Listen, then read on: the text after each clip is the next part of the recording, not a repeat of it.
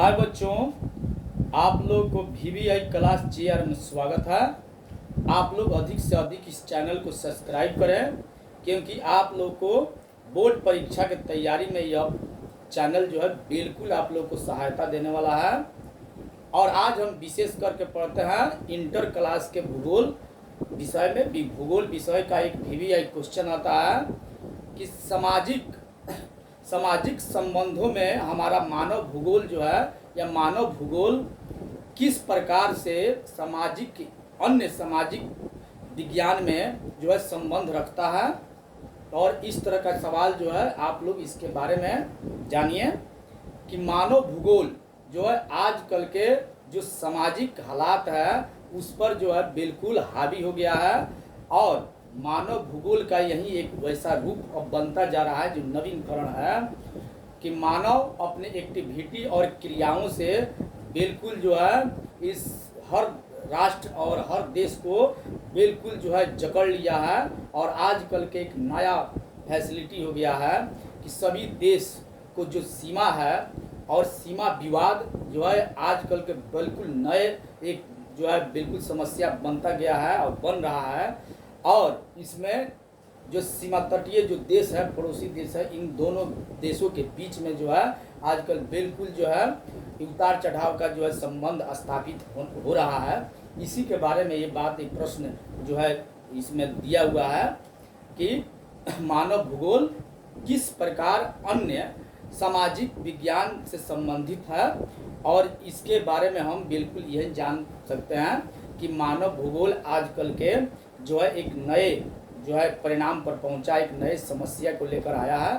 किसी भी राष्ट्र के जो सीमा विवाद है उससे बिल्कुल सभी राष्ट्र जो है जकड़े हुए हैं, उलझे हुए हैं।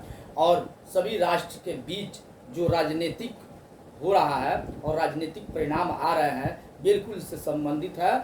और सभी लोग जो है बिल्कुल आजकल के राजनीतिक बिल्कुल अनेक जो समस्याएं हैं जैसे बेरोजगारी, भूखमरी या महंगाई, इन सभी तथ्यों से अलग हटकर एक नए समस्या की तरफ राजनीतिक जो हमारे चलता जा रहा है हमको लेकर जा रहा है। जैसे कि एक सीमा विवाद, और सीमा विवाद जो है बिल्कुल ये नए बिल्कुल उलझा हुआ एक समस्या है जिससे हम उसमें पढ़ते जा रहे हैं। और ये हमारे हर देश का एक नए भूगोल का परिणाम है जो हम सामाजिक रूप से इसमें उलझे हुए हैं। और इस तरह से दूसरा एक प्रश्न आता है जो VVI NCERT का ये क्वेश्चन है और उसमें हम पढ़ते हैं कि मानव भूगोल का प्रकृतिकरण क्या है, उसकी व्याख्या करें। यानी मानव भूगोल का प्रकृतिकरण क्या है उसका व्याख्या करें। तो इस तरह से हम जान सकते हैं कि मानव भूगोल जो है बिल्कुल प्राकृतिक भूगोल पर डिपेंडेड है और उस पर निर्भर है।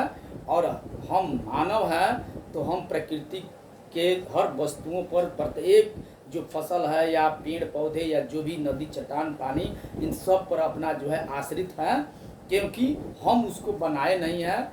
और हम उन सभी वस्तुओं को जो है एक पकड़कर और उसको हासिल करके जो है अपने क्रियाओं के द्वारा जो है एक मानव भूगोल जो है तैयार किए हैं, नए वस्तुओं का आवश्यकतामंद वस्तुओं को तैयार किए हैं।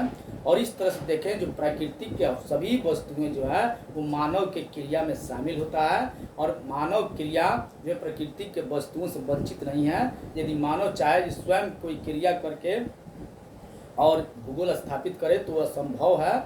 और इस तरह से हम कह सकते हैं कि मानव भूगोल जो है प्रकृति के रूप में, जैसे हमारे पास कई प्रकार के रोग होता है और उसका जो है इलाज हम इन्हीं प्राकृतिक वस्तुओं से जो है खोजते रहते हैं और उसको जो हासिल करते हैं। इसके अलावा जो है बिल्कुल हमारे जो भी वस्तुएं हैं वो हमारे जो है पास लगता है। जैसे कि देखा जाए पौराणिक समय से लेकर आज तक एक आग उत्पन्न करने के लिए हम पत्थरों को टकराते हैं और पत्थर जब टकराता है तो आग उत्पन्न होती है। इस तरह से वैज्ञानिकों का और शुभचिंतकों का मानना है कि मानव जो क्रियात्मक है, क्रिया है या मानव भूगोल है वो बिल्कुल प्राकृतिकरण पर, प्राकृतिक वस्तुओं पर, प्राकृतिक संपदाओं पर आधारित है। और इस तरह से हम दूसरे प्रश्न के साथ मिलते हैं दूसरे वीडियो में। तब तक के लिए धन्यवाद।